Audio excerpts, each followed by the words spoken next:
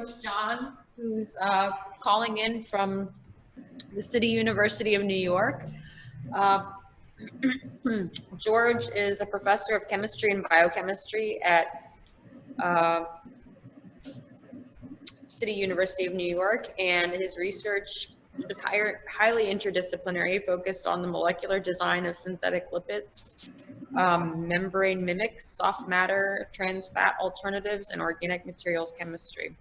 He holds several patents on innovation related to the value-added chemicals, surfactants from renewable resources, and their potential utility in food and biomaterials. So he's going to be talking about possible future directions in terms of research.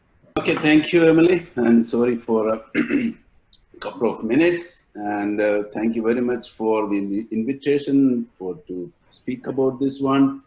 I'm supposed to be there, but unfortunately I'm still in New York, and I'm happy to talk about today's subject, the eco-friendly chemical herders. And we heard about a lot about herders, but I will talk a little more about fundamental science, and this is from City College, and this is a collaborative work between chemistry and chemical engineering.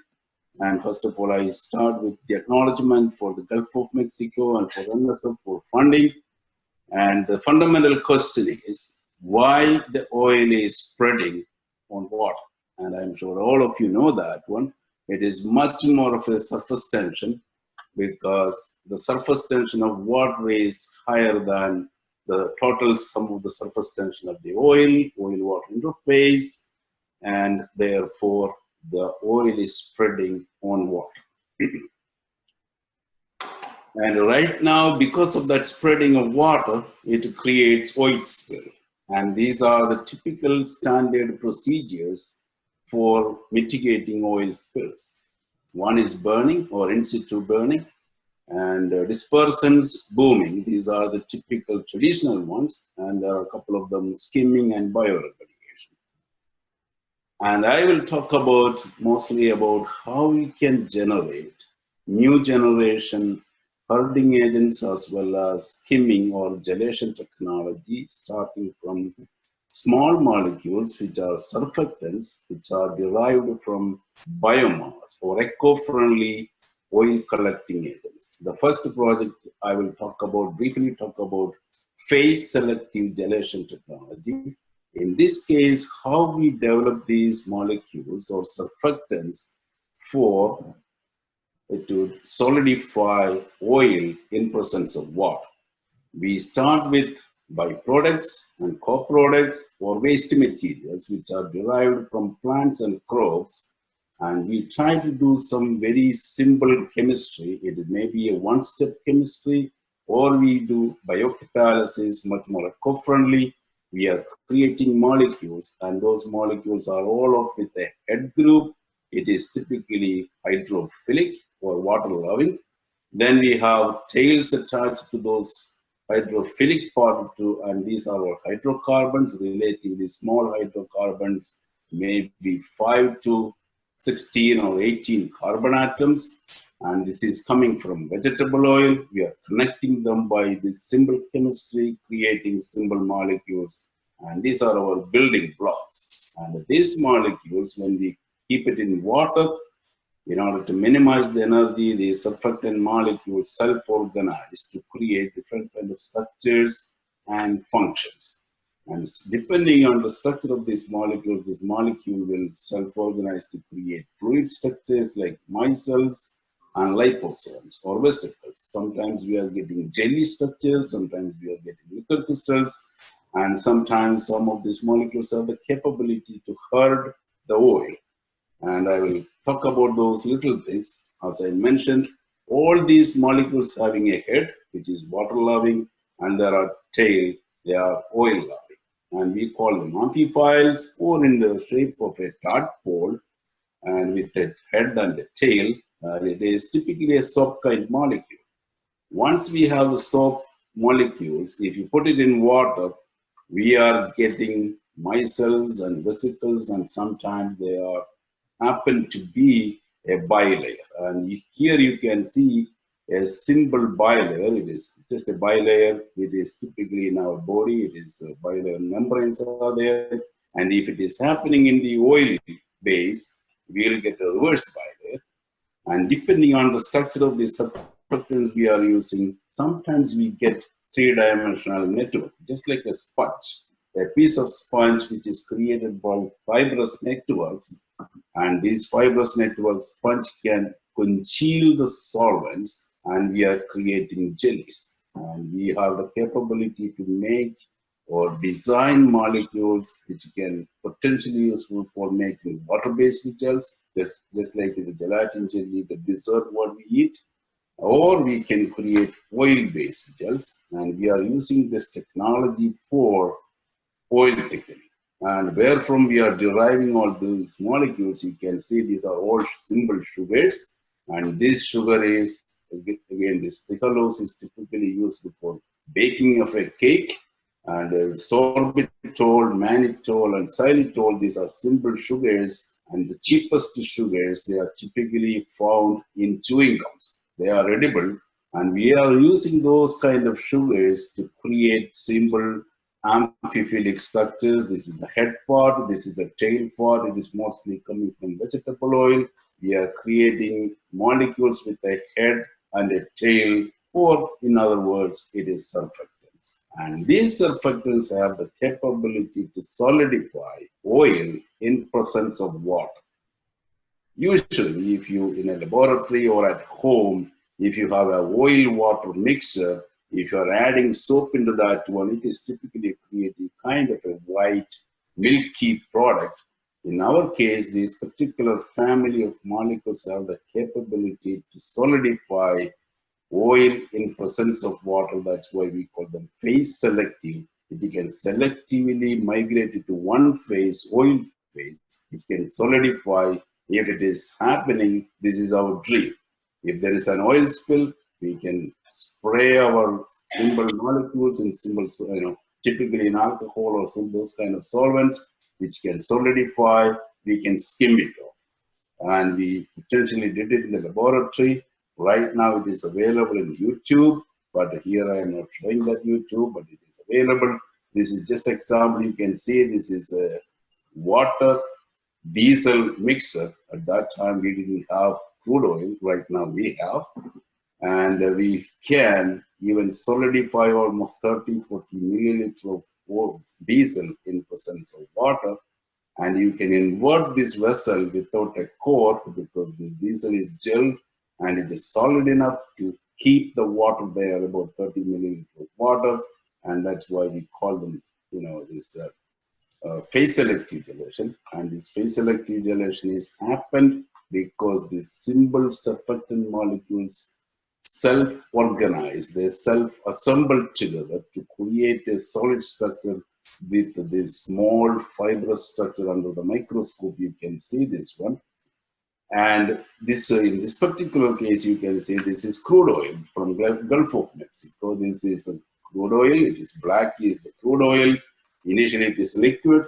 We are adding our molecules in presence of this water, and this crude oil is selectively solidifying, and we can separate them.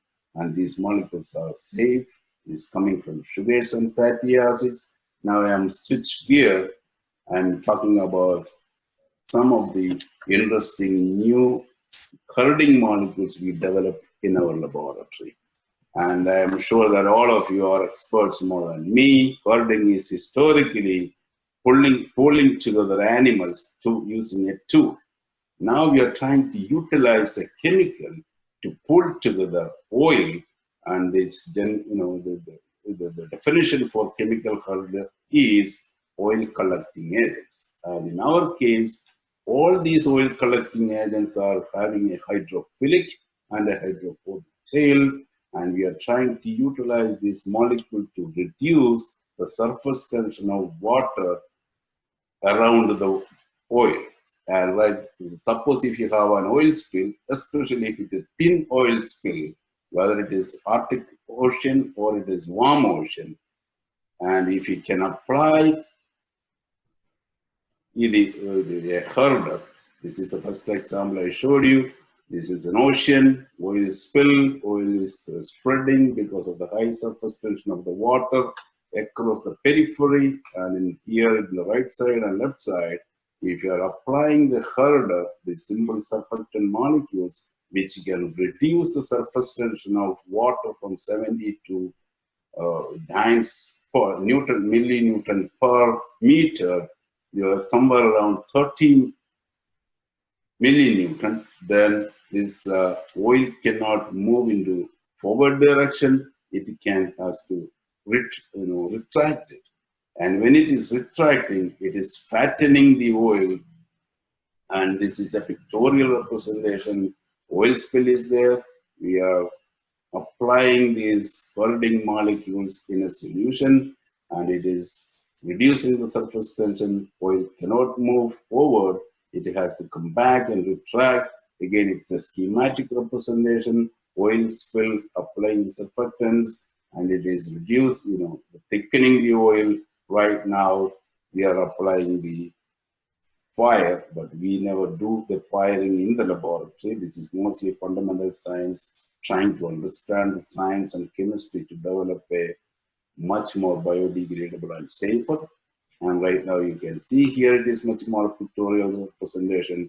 This is the surface tension of the sea, water, and air. This is the surface tension of the water, oil. This is the surface tension created by oil and air. And then there is a surface tension. Total surface tension is less than 0. Then the oil cannot move forward. And these are the, you may never saw the chemistry of the OP40 and thick slick. This is the OP40. This is maybe the most, earliest version, but most efficient one. But unfortunately, they happen to be silicon-based polymers. They never may be going to degrade in the water. But the thick slick is much more of a kind of a sugar-based system. And we are developing something even interesting stuff. And the reason is starting from David, James, Tim, and everybody talk about the importance of this chemical carbon speed, low application rate, and ease of use. And therefore, and the chemistry is, or the science is here. Again, the surface tension of water should be less than 0, the total surface tension of the oil and water. And must be environmentally benign. That would be wonderful. And we are trying to develop a herding molecule. In this case, the left part, the tail part, is coming from phytol. Phytol is a byproduct of chlorophyll, and chlorophyll is in the ocean biota already.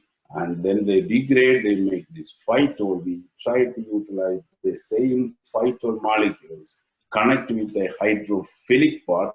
Now it is a surfactant. And this surfactant, especially, this is coming from imidazole.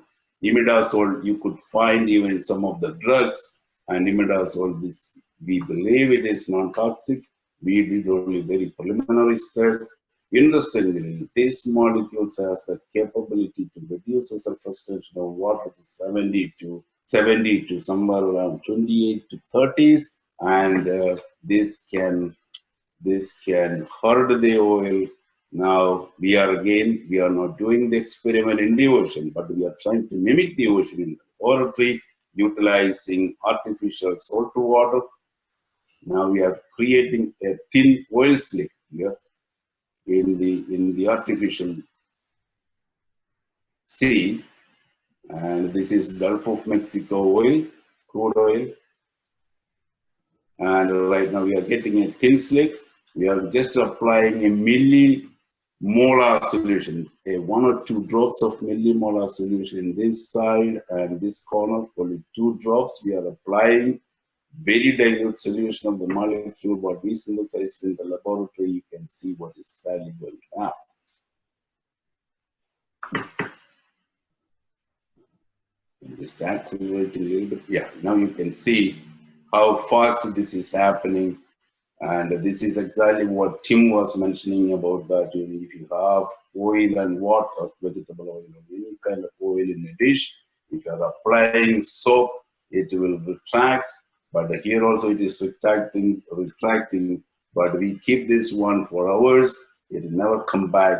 If it is a regular soap, it will come back because the soap will start dissolving the oil and surface tension will come back to the normal.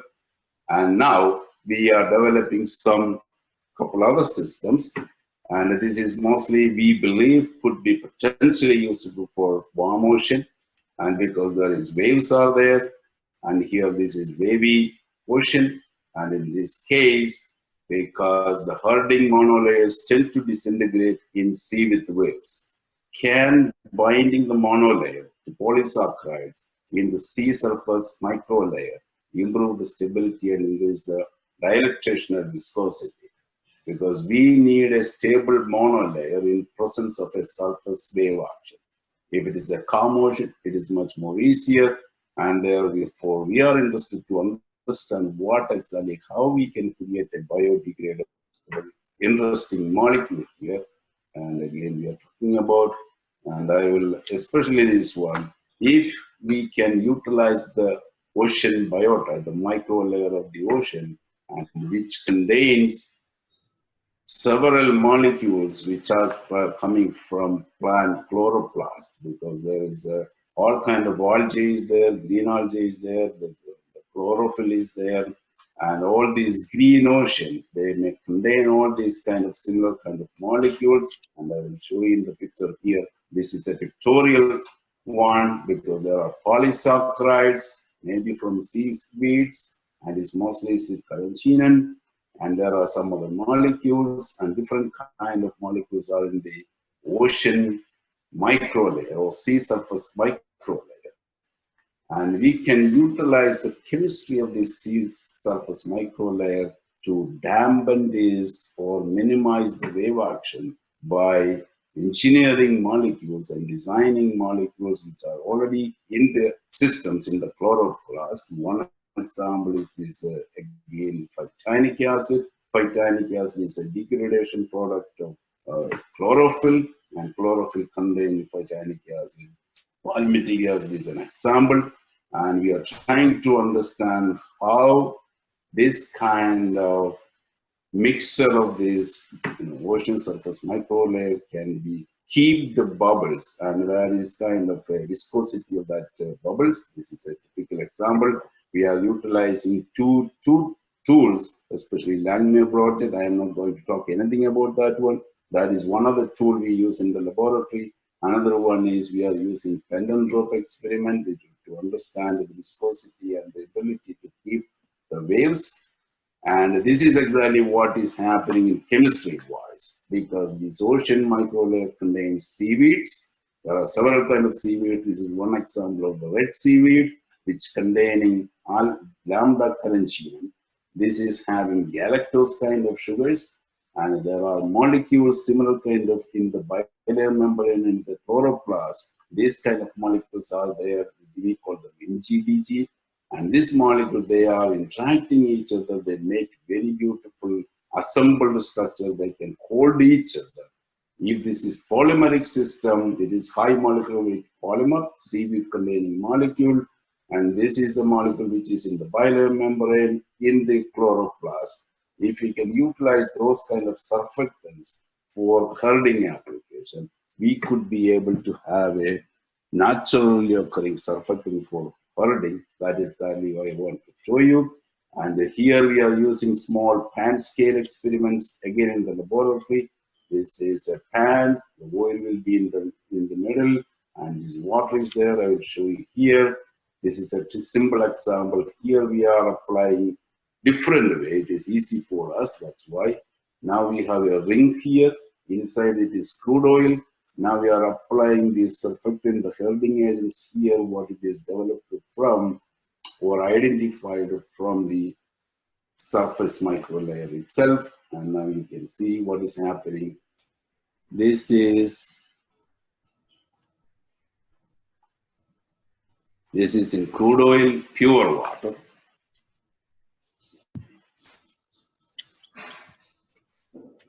It is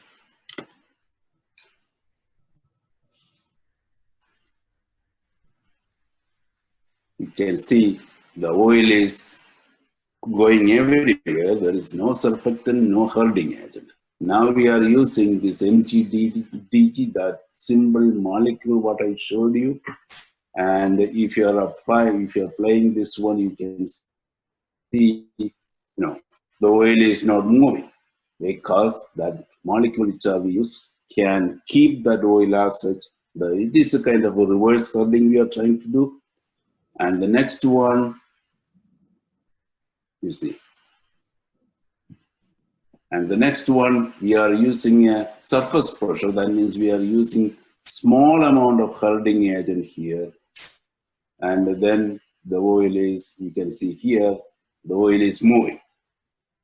Now we do the same experiment with a different surface pressure. That means we are applying more amount of herding agents. And here we are going to use surface pressure is 41.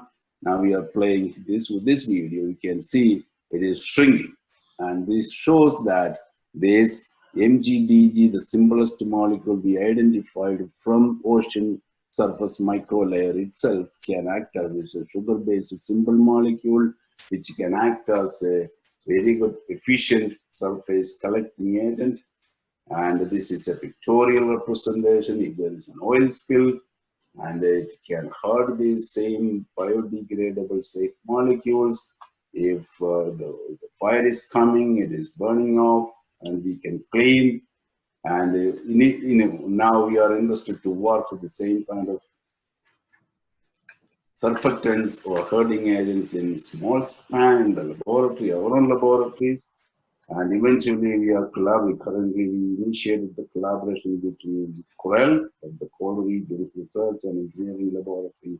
I believe everybody, including David, and everybody collaborated with them. We are already started to collaborate to work with them. We are interested to work with them right now. This is the molecule I was showing, MGDG. This is a byproduct. It's available in the ocean biota. And this is pan experiments successfully showed that they can be a very good efficient herding agents. Again, this is much more of a sustainable molecular design. We can create molecules and materials designed in such a fashion that they are biodegradable and safe. And finally, thank you for your attention. I'm happy to answer the questions. Okay, great.